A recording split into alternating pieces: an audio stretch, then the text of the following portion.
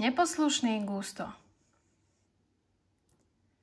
Bol pekný augustový deň a nad krásnou vidieckou krajinkou vyšlo slniečko. V malom údolí sa k brehu rieky túlilo gazdovstvo, v ktorom šťastne žili zvieratká. Bolo zavčas ráno, zvieratka ešte sladko spali.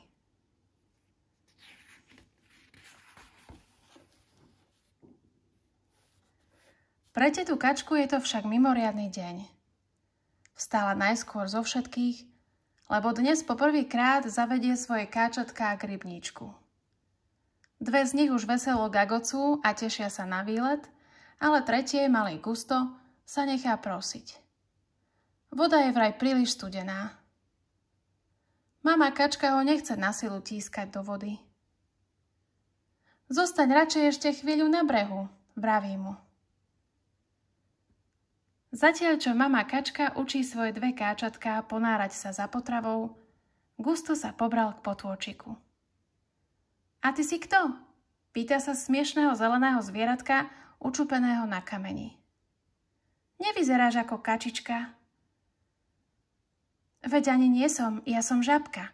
Poď sa so mnou hrať, pozri, skáčem z kameňa na kameň a je to veľmi zábavné. Hop, hop, hop.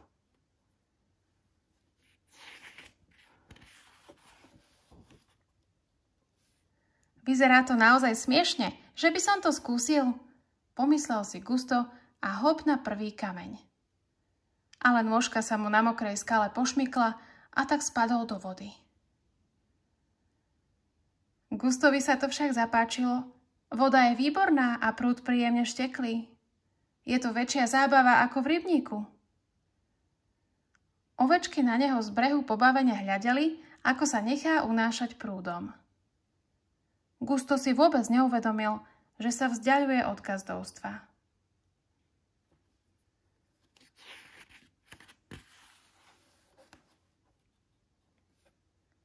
Bystrinka odniesla Gusta k rieke.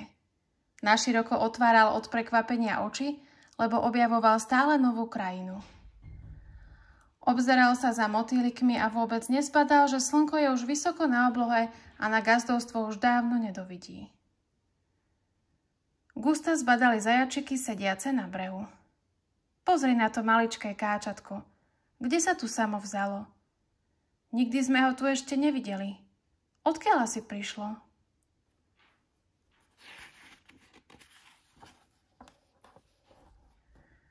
Je čas vrátiť sa domov, pomyslel si Gusto. Ale darmo sa obzeral vôkol seba, okolie nespoznával. Ujo veveričiak, nevideli ste moju mamičku a mojich bračekov? Ale maličky, veď tu na okolí nie je ani rybník, ba ani žiadne gazdovstvo. Káčatko sa začínalo báť. Vyliezlo na breh, kde sa pokojne pásli kravy. A znova sa vypytovalo na mamu a súrodencov. Ale ani kravičky ich nevideli. Choď hore prúdom rieky, tam nájdeš gazdovstvo, poradila mu jedna z nich. Výborný nápad, zvolal Gusto a hneď sa dal na cestu.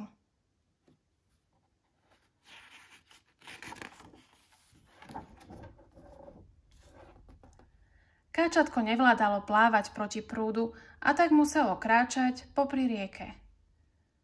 Cesta bola preň však nesmierne namáhavá, pretože sa muselo predierať vysokou trávou.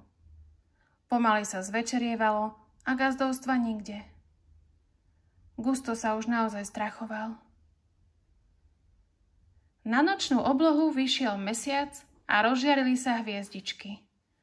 Unavený Gusto klesol na zem a rozplakal sa.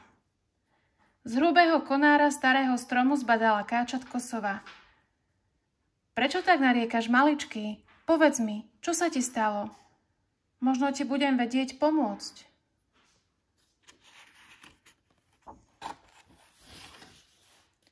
Káčatko vyrozprávalo sove svoje nešťastie. Pomôžem ti nájsť tvoj domov, povedala sova. Vylez mi na chrbát a chyť sa mojich krídel. Poletíme ponad rieku. Gusto zhora obdivoval svet. Lesy, polia, kľukatiacu sa rieku. A tu zrazu zbadal svoje gazdovstvo. Tu je to, ale všade je tma. Nič sa neboj, čoskoro uvidíš svoju mamičku.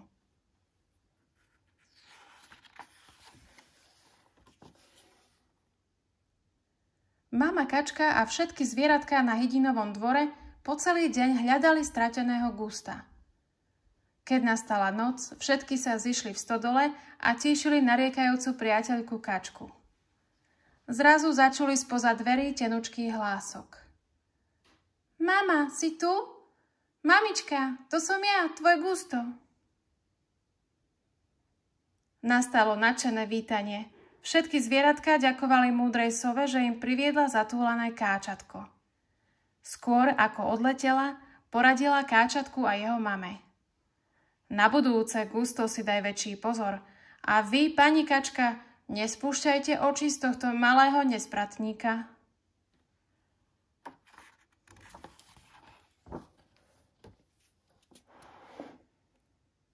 Gusto všetkým sľúbil, že sa to už viac nestane, a spolu s bračekmi sa uložil do maminho náručia.